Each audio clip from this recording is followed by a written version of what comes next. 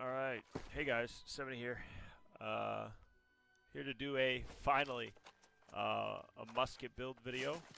What I've been running for the past, well, season and a half, and now at the start of season 4. There hasn't been much changes to the musket build. I mean, somewhat, depending on the playstyle you like to play.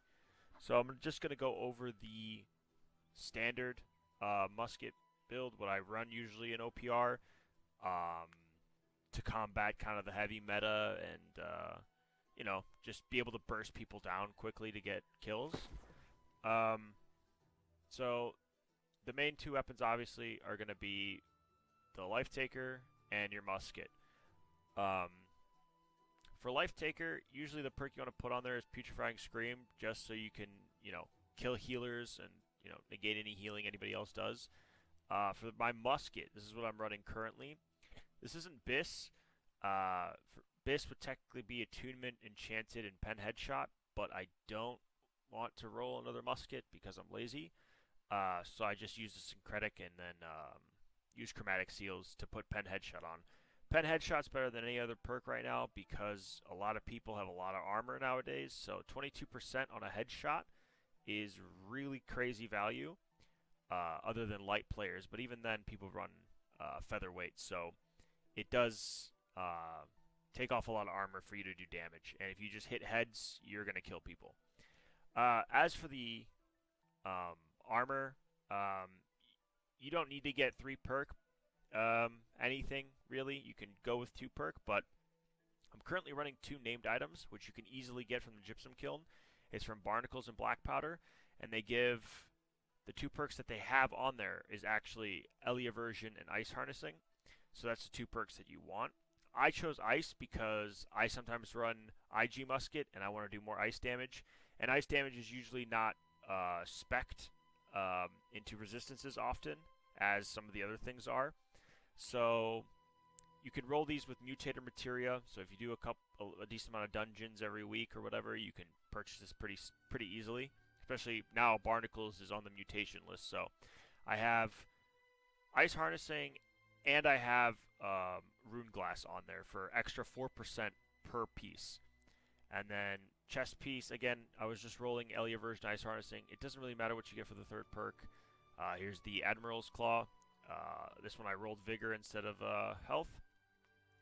And I'm using Attune Leather Pants. These give the most value for Musket because you want a lot of stats, because you want to do damage. Naturally, right? You can also go featherweight if you want, but I don't like it. I just use the Attune Leather Pants. And I put Crippling Powder Burn on here because I couldn't find any gear pieces on the market with Crippling Powder Burn, so I just put it on the pants. And last piece, these I just got from a random drop, but you can also get the Barnacles ones. They also have Ice Harnessing and Elioversion, but I have Enchanted War on this. It doesn't really matter. Like I said, you just want Ice Harnessing, realistically, and some sort of defensive perk. As for the Amulet, I'm running Empowered, Alchemist Reprieve, and Thrust Protection. I don't run Ankh. I like Endless Thirst way better because you heal more. So, and usually in the fight, that's what will make or break the difference between like you killing them or not. As for my ring, I have Champion's Ring, which I just use a Chromatic Seal to put ice damage on there because we're going to be focusing on ice damage. So, the stat split is going to be 25 strength because you get the 5% light attack damage, which is every musket shot. You go 350 dex, and when I eat the food, obviously I get to 150 int to get our 10% elemental damage and to get double scaling on the musket. And then you just dump the rest into con. You do enough damage with these stats like this to keep it, so you are pretty tanky at 14,000 HP. The second build I wanted to show you guys is obviously the only thing you have to do is you just switch out Life Taker for Rapier, and you do this when there's a lot of people either chasing you or it's it's a heavy like chase comp in like an OPR or like a war, especially sometimes. Usually most of the time, you just put the Rapier on and it's the same thing. You don't have to change any of your stats, nothing, because they're both artifacts. Next, my personal favorite is the IG musket. So for this one, instead, you just flip these two. So instead of going 350 dex, you go 350 int, 150 dex. The 350 int because Deep Freeze does a lot of damage. Also, I put Unending Thaw on Deep Freeze, which may or may not be a mistake. It really doesn't matter. But 350 int does more ability damage, more execute damage when they're below 50% health. You have 30% duration to apply damage over time effects, so your Ice Storm, your Keenly Jagged, stuff like that. So you just flip these two around, and that's pretty much it for those.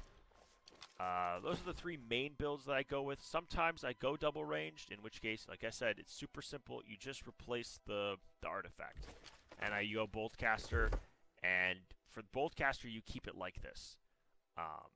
You're going to be doing a lot of damage with the Boltcaster, and usually in this setup, you want to run evade shots so you have some way to get out of people chasing you or getting on top of you. But you don't really need to if you position well.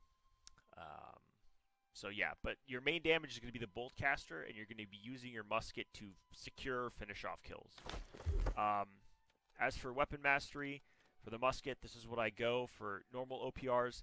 If there's a lot of heavy players or people trying to jump on you, or it's really clumpy, go Sticky Bomb. All you got to do is just, instead of putting a point here, you put a point in there.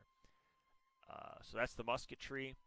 Rapier tree, I'm always a firm believer of Riposte. If you don't want to use Riposte, take it out, put Flourish on. If you don't like Flourish, I've seen a lot of people use Flurry. It's super good, especially if you can work the perk into one piece of your armor. The VG tree is pretty standard. As long as you have 3 abilities, I mean, you could use Oblivion if you want to. Essence Rupture is pretty good too in like 1v1 fights because you're healing off all the damage you're doing. But Tether is just really good. Weaken and Empower. It gives you, so you're at Empower cap pretty quickly. And for my Ice Gauntlet tree, it's full defensive. So full utility, full defensive. You get Storm, you get Wall, and you get Entomb.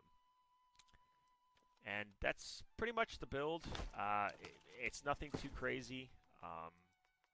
It does a lot of damage, a lot of single target damage, a lot of clump damage as well.